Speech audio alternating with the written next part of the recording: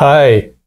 In the previous videos, I presented the C1 oral evaluation and I gave you techniques to write a correct hook. Today, the objective of the video is to clarify how to write an effective thesis statement. What is a thesis statement?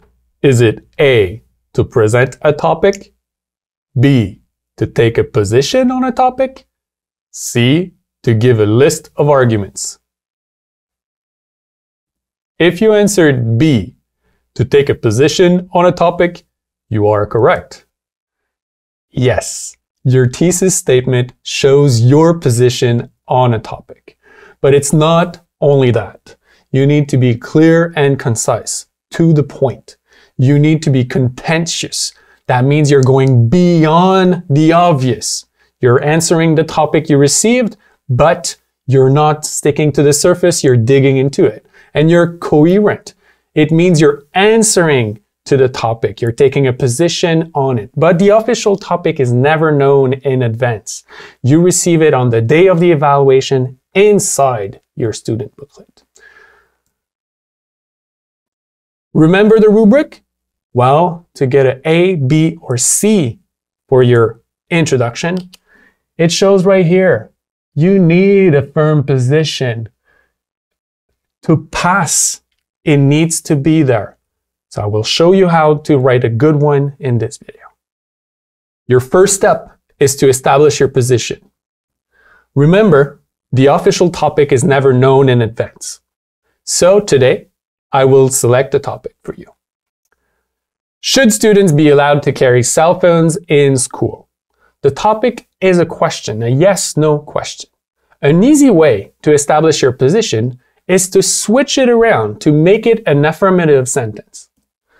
It could look like this. Students should be allowed to carry cell phones in school, or should not, because you can use a negative position too. This is okay. But if you want to reach the B and an A in the ministry rubric, I will show you how to be captivating. All right, let's give it a first try. Remember the topic? Should students be allowed to carry cell phones in school? So I'm using the same basic position that I showed you just before, but I added extra information. Students should be allowed to carry cell phones in school. This is your thesis statement, but it's basic, a bit dull. It doesn't go beyond the obvious. It's still okay, but it's not on the top of the grid. Adding extra information is giving information on the arguments to come into your text. You could say something like that. Cell phones can give teens a greater sense of belonging. Argument number 1. Also, students can use cell phones in emergencies. Number 2. Having a cell phone can help parents stay involved in their children's school life. Number 3. 42 words with your thesis statement and a little bit of extra information, your arguments, it's too long. You need to shorten it. A good way to do it is to use a very useful word, because. This will give you the possibility to make one long, complex sentence. Let's look at it. Same position, same thesis statement. Students should be allowed to carry cell phones in school. Because. Now we're presenting the extra information, the arguments. They provide them with a sense of belonging, number 1. They can be used in emergencies, number 2. And they keep parents involved in their children's school life, number 3. 35 words, still too long. Let's focus on the arguments. Can we shorten that? Well, yes, you can.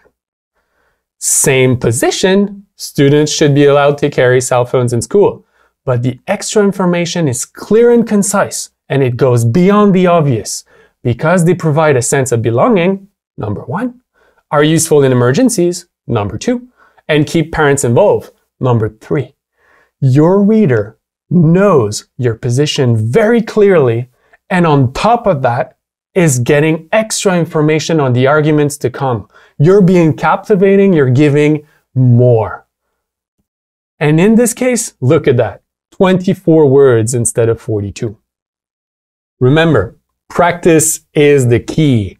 As soon as you receive a topic, In your head, you should be able to organize your thoughts into 2 or 3 main ideas that will become your arguments later on.